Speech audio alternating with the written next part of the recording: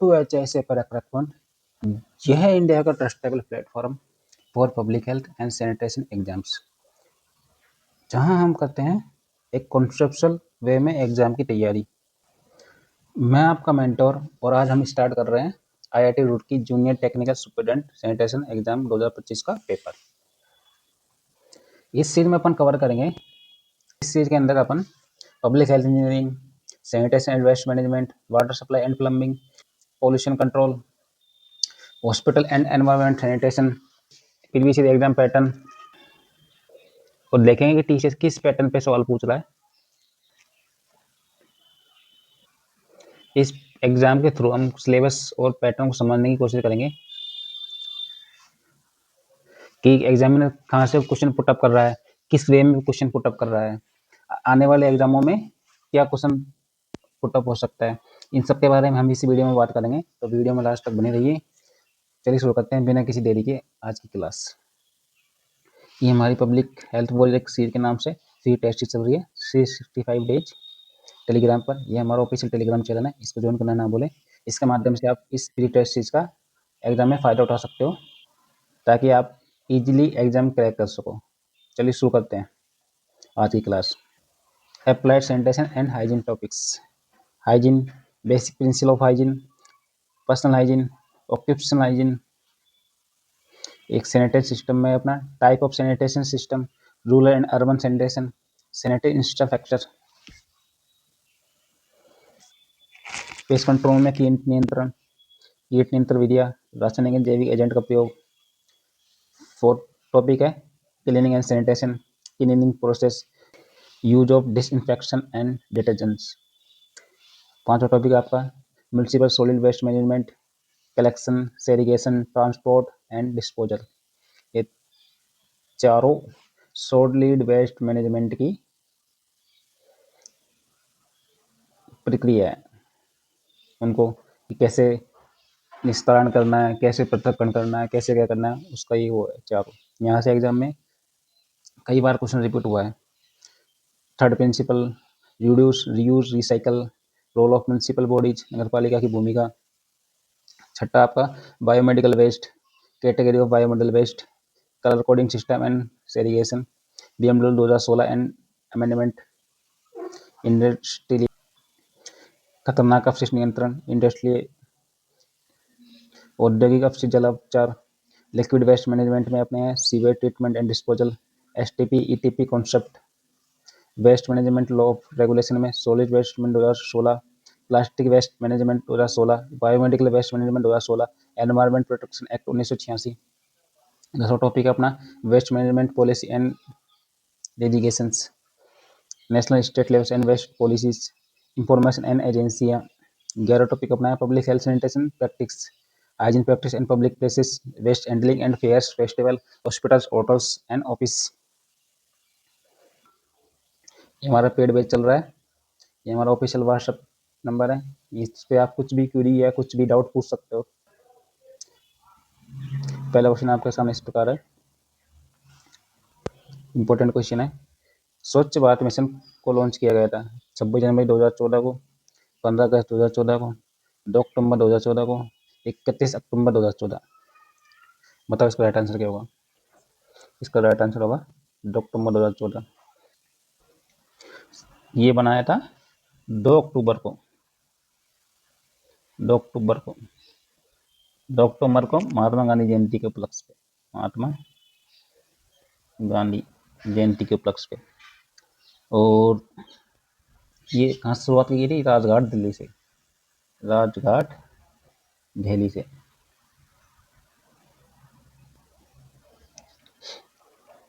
ये 2 भागों में शुरुआत की गई थी। पहला भाग था SBM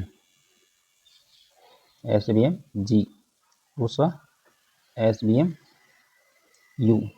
इसका मतलब था स्वच्छ भारत मिशन ग्रामीण, इसका मतलब था स्वच्छ भारत मिशन शहरी।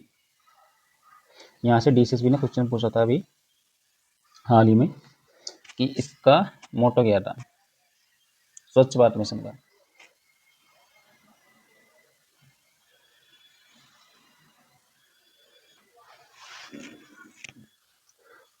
और एक क्वेश्चन पूछा था कि ये कब लॉन्च हुआ था, ठीक है। और एक क्वेश्चन पूछा था कि यह अब वर्तमान में 2.0 कब लॉन्च हुआ। ये 3 क्वेश्चन पूछे थे यहाँ से, तो इम्पोर्टेंट टॉपिक है। तो बताओ इसका मोटो क्या था। टीसीएस ने रिसेंटली पूछा हुआ क्वेश्चन है। और देखो ये ना आईआईटी रुड़की का पहले पहले हो गया था पेपर, आईआईटी रुड़की का पहले हो गया था पेपर, है ना।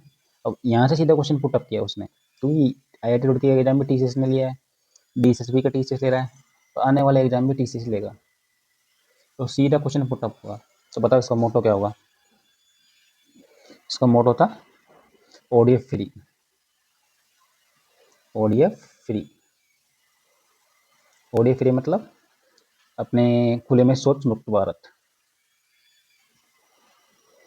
ये लॉन्च कब हुआ था, 2 अक्टूबर 2014 को। ये 2.0 कब स्टार्ट हुआ था, बताओ कमेंट बॉक्स में कब हुआ था। ये हुआ था 1 अक्टूबर 2021 को रीलॉन्च हुआ था। तो इसका लक्ष्य क्या था, सबसे पहले था ओडीएफ, फिर ओडीएफ प्लस, फिर अब था ओडीएफ डबल प्लस।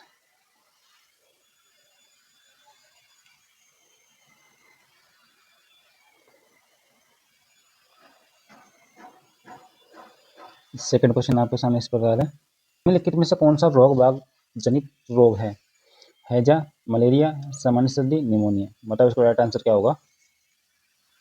बताओ इसका राइट आंसर क्या होगा कमेंट बॉक्स में, बताओ बताओ। इसका राइट आंसर होगा मलेरिया।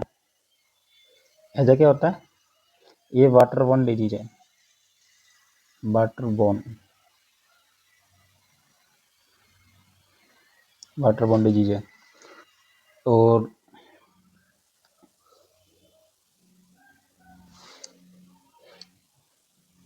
यह दूषित पानी से होता है, ये दूषित पानी से होता है, ठीक है। इसका होने का कारण क्या है, कौन सा वायरस है, इसका होने का कारण क्या है, कौन सा बैक्टीरिया से होता है, ये होता है विब्रियो कोलेरा, विब्रियो कोलेरा से होता है।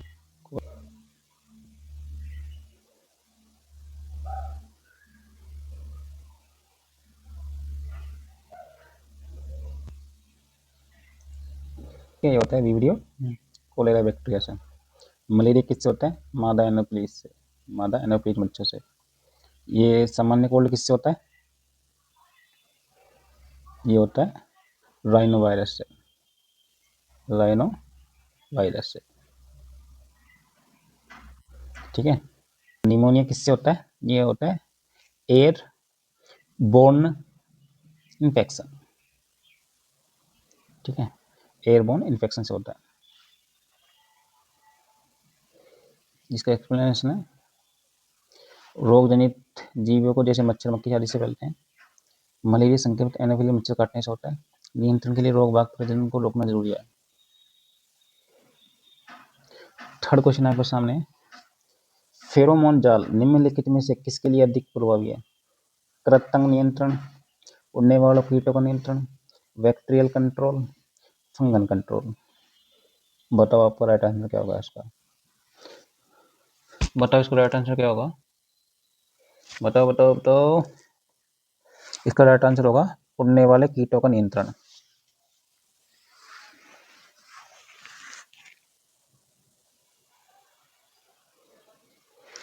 फेरोमोन जाल उड़ने वाले कीटों को आकर्षित और मॉनिटर करने के लिए उपयोग होते हैं।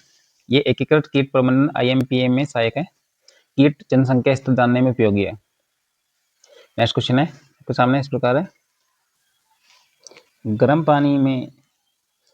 पानी से स्वच्छता का न्यूनतम तापमान क्या है, 57 डिग्री, 77 डिग्री, 87 डिग्री और 100 डिग्री। बताओ आपका राइट आंसर क्या होगा, बताओ बताओ राइट आंसर क्या होगा। तो ये होता है 77 डिग्री होगा, मतलब 70 डिग्री सेंटीग्रेड से अधिक होना चाहिए न्यूनतम तापमान स्वच्छता करने हेतु गर्म पानी से। नेक्स्ट क्वेश्चन आपके सामने है, नेक्स्ट क्वेश्चन आपके सामने है, निम्नलिखित में से कौन सा व्यावसायिक स्वास्थ्य स्वच्छता का घटक नहीं है?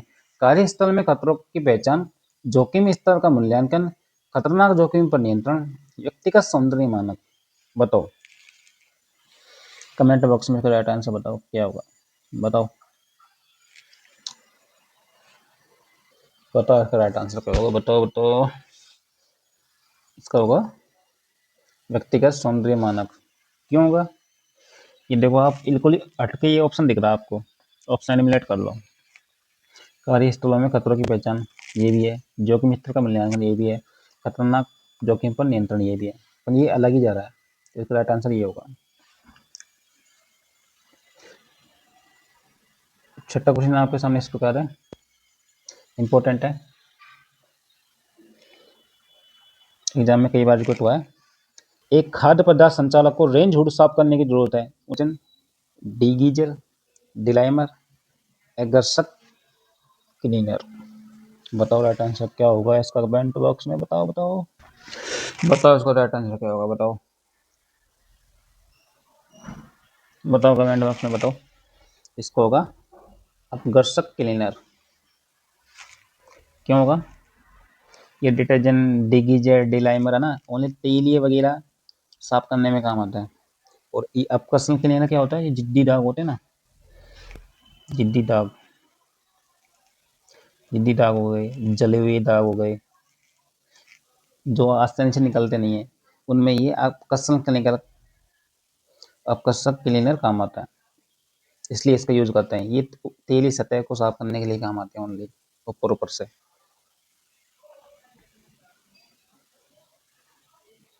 सातवां क्वेश्चन इस प्रकार है, सीवेज उपचार संयंत्र में प्राथमिक उपचार मुख्यतः निम्नलिखित को हटाता है। गुलहे कार्बनिक पदार्थ, गुलहे कार्बनिक पदार्थ, निलंबित ठोस पदार्थ, रोगजनक सूक्ष्म जीव, रासायनिक प्रदूषण। बताओ आपका राइट आंसर क्या होगा कमेंट बॉक्स में। बताओ आपका राइट आंसर क्या होगा। आपका राइट आंसर होगा सस्पेंड सॉलिड मटेरियल्स, निलंबित ठोस पदार्थ। इंपॉर्टेंट टॉपिक और इंपॉर्टेंट क्वेश्चन है, कई बार रिपीट हुआ है। ये क्वेश्चन डीएसएसबी ने पूछा था वैक्सीनेटर के पेपर में, इसलिए भी बोल रहा हूँ। जो भी मैं पीवाईक्यू करा रहा हूँ, हमने अभी तक 11 क्लास करा चुकी है पहले, कम्बोई के जितने पीवाईक्यू सारे करवा दिए। उन क्लासेस को जाकर जरूर देखें, ताकि आपका जो आने वाला एग्जाम है वहाँ से अगर क्वेश्चन पुटअप होता है तो आपका क्वेश्चन गलत नहीं हो। चलिए नेक्स्ट क्वेश्चन आपके सामने, आठवां। नेक्स्ट क्वेश्चन आठ आपके सामने, बीओडी। ये है बायोकेमिकल नहीं है, ये बायोलॉजिकल होता है। बायोलॉजिकल ऑक्सीजन डिमांड, ऑक्सीजन परीक्षण का उपयोग किसे मापने के लिए किया जाता है? वाटर टेम्परेचर, कार्बनिक, पानी में कार्बनिक प्रदूषण, पीएच स्तर, पानी में ऑक्सीजन की कुल मात्रा। बताओ आपका राइट आंसर क्या होगा। बताओ बताओ, ये होता है आपका राइट आंसर पानी में ऑक्सीजन की कुल मात्रा। अगर बीओडी का मान अधिक होगा ना, बीओडी का मान अधिक हो जा रहा है मान लो, तो मतलब कि अपना जो सीवेज है, सीवेज सिस्टम है, वो अधिक प्रदूषित होगा, उसमें कार्बनिक पदार्थ अधिक होंगे। अगर इससे कम होगा तो मतलब सीवेज स्वच्छ है, सुरक्षित है। नवा क्वेश्चन आपके सामने इस प्रकार है, एक ही सीवर प्रणाली जो घरेलू गंदा पानी, सैनिटेशन सीवेज और वर्षा जल, स्ट्रॉम वाटर दोनों को ले जाती है कहलाती है? पृथक प्रणाली, संरक्षण प्रणाली, संयुक्त सीवर, कचरा। बताओ आपका राइट आंसर क्या होगा। आपका राइट आंसर होगा संयुक्त सीवर। हमारा पेड बैच चल रहा है टेलीग्राम पर, 365 डेज का फ्री चल रहा है और 65 डेज का ये चल रहा है। ये हमारा ऑफिशियल टेलीग्राम चैनल है, इसको ज्वाइन करना ना बोलें। 10वां क्वेश्चन इंपॉर्टेंट क्वेश्चन है, भारत में सबसे आम जल जनित रोग है? Malaria, diarrhoea, dengue, hepatitis B. बताओ आपका राइट आंसर क्या होगा। बताओ आपका राइट आंसर क्या होगा कमेंट बॉक्स में। बताओ आपका राइट आंसर क्या होगा। तो आपका राइट आंसर होगा डायरिया। मलेरिया कौन सा होता है? मलेरिया रोग किससे होता है? ये होता है अपना वेक्टर बोर्न डिजीज। ये अपनी वाटर बोर्न डिजीज हो गया, ये भी वेक्टर बोर्न डिजीज हो गया। बताओ हेपेटाइटिस बी कौन सा रोग है, कमेंट बॉक्स में बताना कि जलजनित है या वेक्टर बोर्न है या फोकल रूप से फैलता है, किससे फैलता है, इसके बारे में बताना। ये इंपॉर्टेंट क्वेश्चन कई बार रिपीट हुआ, मोस्ट रिपीटेड क्वेश्चन है, most repeated question, double star. कई बार रिपीट हुआ, कई बार मैंने कई एग्जामों में देखा था ये क्वेश्चन। क्वेश्चन क्या है, बाथरूम रसोई घर से निकलने वाला अपशिष्ट जल को क्या कहा जाता है। एस क्या होगा, इसका राइट आंसर क्या होगा, रिफ्यूज होगा, स्लज होगा, सीवेज होगा या गार्बेज होगा, बताओ। इसका राइट आंसर होगा स्लज। अपशिष्ट जल को जिसमें मल नहीं होता उससे अपशिष्ट जल बोलते हैं। सीवेज में क्या होता है, 90.9% जल होता है प्लस 0.1% ठोस होता है। ये भी इम्पोर्टेंट क्वेश्चन है। पीने के पानी के लिए सुरक्षित पीएच रेंज क्या है, 5.5 से 7.5, 6.5 से 8.5, 7 से 9, 8 से 10। बताओ आपका राइट आंसर क्या होगा, बताओ कमेंट बॉक्स में राइट आंसर क्या होगा। आपका राइट आंसर होगा 6.5 से 8.5।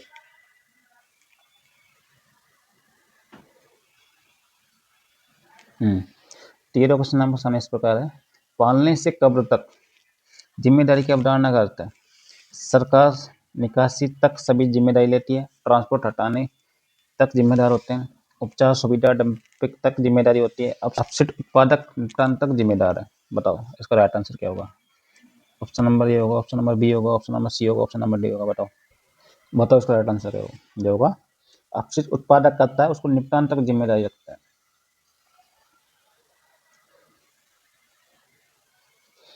16 क्वेश्चन आपके सामने इस प्रकार है, ये भी इम्पोर्टेंट क्वेश्चन है।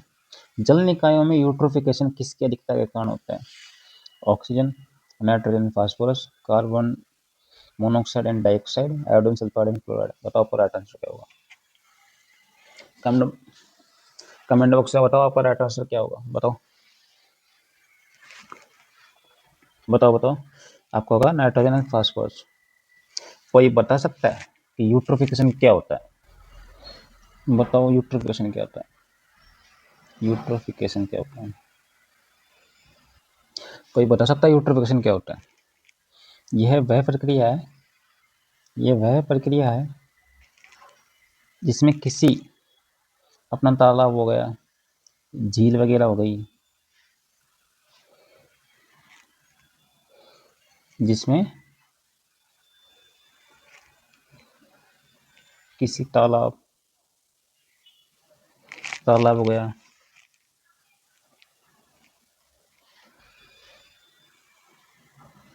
झील वगैरह हो गई, नदी हो गई, वहाँ पर अपने जो अधिक पोषक तत्व होते हैं ना, उनकी जैसे नाइट्रोजन एंड फास्फोरस अधिक मात्रा में हो जाता है, जैसे अधिक मात्रा में हो तो वहाँ पर अपने शैवाल पैदा हो जाते हैं, शैवाल जिन्हें हम बोलते हैं एल्गी,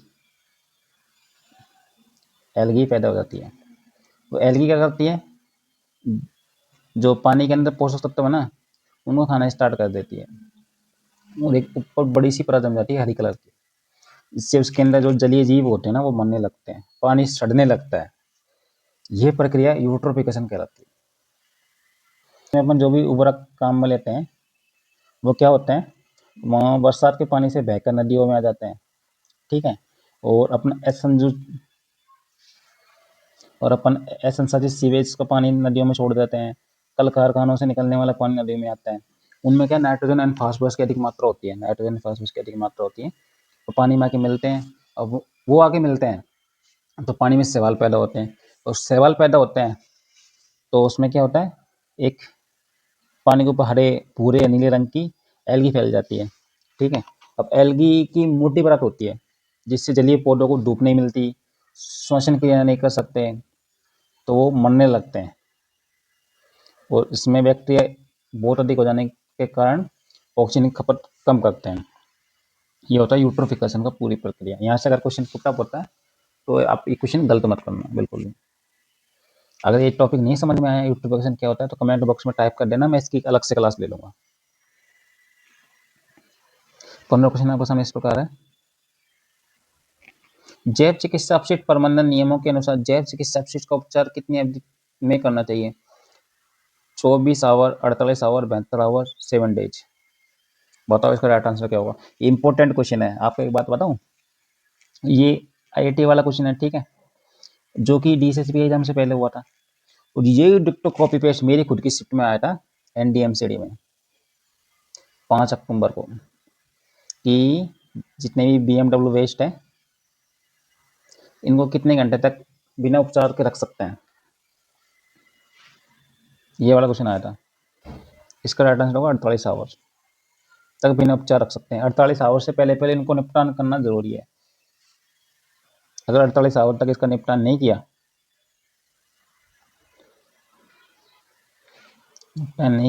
तो संक्रमण फैलने की क्षमता अधिक फैल जाती है। हॉस्पिटल में संक्रमण फैल जाएगा।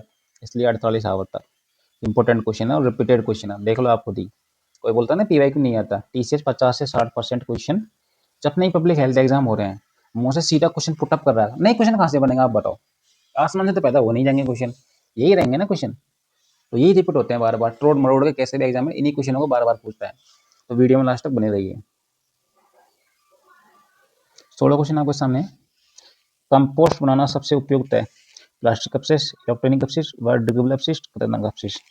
मैं ये क्वेश्चन आपके लिए होमवर्क दे रहा हूँ, कमेंट बॉक्स में इसका आंसर जरूर देना। इजी क्वेश्चन है।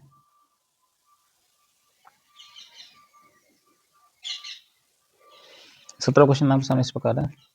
अपशिष्ट प्रबंधन 3 आवर्स है। अपशिष्ट प्रबंधन के 3 आवर्स है। Reuse, recycle, recover, reduce, reuse, recycle, remove, reduce, recycle, reduce, recover, regenerate. बताओ इसका राइट आंसर क्या होगा। बताओ इसका राइट आंसर क्या होगा। इसका राइट आंसर होगा रिड्यूस, रीयूज, रिसाइकल। 3 आर का नियम। इंपॉर्टेंट टॉपिक है सेंट्रल इंजीनियरिंग का। 18 क्वेश्चन आपके सामने है, ये भी इंपॉर्टेंट है। जल का 1 ग्राम मोल होता है 36 gram of water, 18 gram of water, 16 gram of water, 9 gram of water. बताओ इसका राइट आंसर क्या होगा। इसका राइट आंसर होगा 18 ग्राम। कैसे होगा। जल का फॉर्मूला क्या होता है, H2O। H की जो क्या बोलते हैं द्रव्यमान संख्या क्या होगी, H एक पॉट है और ऑक्सीजन कितनी होती है 16। H2 होगा मतलब 2 गुना 1, 2 हो गई H की, ये होगी 16, 16 2 18, ये होगी इसकी 1 ग्राम मोल मोल।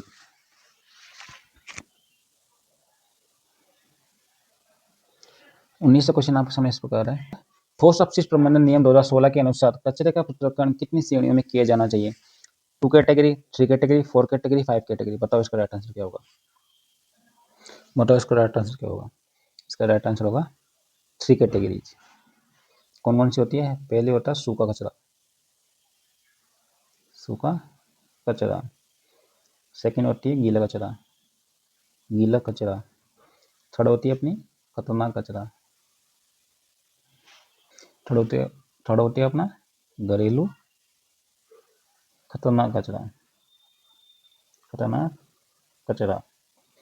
अब मुझे कोई बता सकता है कि सूखा कचरा कौन से डब्बे में डालते हैं, गीला कचरा कौन से डब्बे में डालते हैं, और घरेलू खतरनाक कचरा कौन से डब्बे में डालते हैं। इसका आंसर आप कमेंट बॉक्स में टाइप करना मुझे।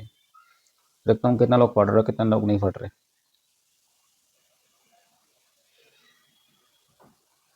20 क्वेश्चन आपके सामने इस प्रकार है। अस्पताल में सबसे महत्वपूर्ण स्वच्छता अभ्यास है। ब्रश को पोंछने की आवृत्ति, हाथ स्वच्छता का अनुपालन, यूनिफॉर्म की सफाई, उपकरण की पॉलिशिंग सफाई। बताओ बताओ इसका राइट आंसर क्या होगा। इसका राइट आंसर होगा हाथ की स्वच्छता का अनुपालन। हाथ की स्वच्छता का अस्पताल संक्रमण रोकने में सबसे महत्वपूर्ण है। ब्रश पोंछा सहायक सबसे महत्वपूर्ण नहीं है। तीसरा क्वेश्चन आपके सामने इस प्रकार है। कीटों को नियंत्रित करने के लिए परभक्षी का उपयोग किस नियंत्रण का उदाहरण है। कृत्रिम, जैविक, ब्रह्म तकनीक, अनुवांशिक इंजीनियर। बताओ इसका राइट आंसर क्या होगा। बताओ इसका होगा बायोलॉजिकल कंट्रोल।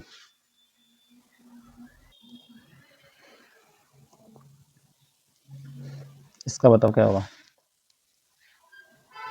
22वां विश्व स्वास्थ्य दिवस कब मनाया जाता है? 1 मार्च, 7 अप्रैल, 5 जून, 6 दिसंबर। बताओ इसका राइट आंसर क्या होगा? इसका राइट आंसर होगा 7 अप्रैल को। कोई बता सकता है कि 7 अप्रैल को हेल्थ डे क्यों बनाया जाता है?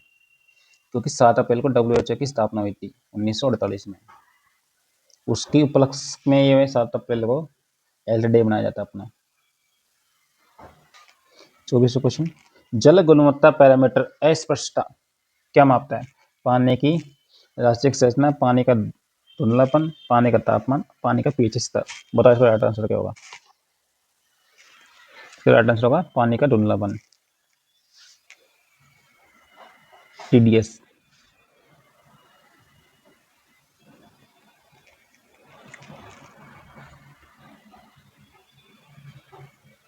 ये हमारा पेड ग्रुप चला 3.0 का रीलोड एडिशन, ज्वाइन करना ना बोले। तो ये थी आज की आपकी क्लास। आज हमने इसके 25 क्वेश्चन पूरे करवा दिए, सॉरी 24। तो कैसा लगा आपको आज का सेशन? आशा करता हूँ कि आज का सेशन आपको अच्छा लगा होगा। आज हमने इसमें पूरे PYQ इसके क्वेश्चन के ऑप्शन सारे डिकोड किए हैं, जो आने वाले एग्जाम के आपके लिए DCSB, NHM, RRB, railway health inspector, GSSB health inspector, Tamil Nadu health inspector, Gujarat health inspector, सारे एग्जामों में ये क्वेश्चन बेनिफिशियल होंगे। तो वीडियो में लास्ट तक बने रहकर इस वीडियो को जरूर देखें। मिलते हैं नेक्स्ट क्लास में। चैनल को सब्सक्राइब करना ना भूलें। अगर आप हमको सपोर्ट करोगे तो हमारा भी मोटो बनेगा कि हम बच्चों के लिए अच्छा से अच्छा कंटेंट लाने की कोशिश करें। अगर आप अच्छा रेस्पॉन्स दिखाओगे तो हम हमारी टीम बढ़ाने की कोशिश करेंगे और भी टीचर्स हम हमारे प्लेटफॉर्म पर लाएंगे पढ़ाने के लिए। तो कृपया करके इस चैनल को लाइक करें, शेयर करें, फॉलो करें। धन्यवाद एंड राम राम। आपका दिन शुभ हो।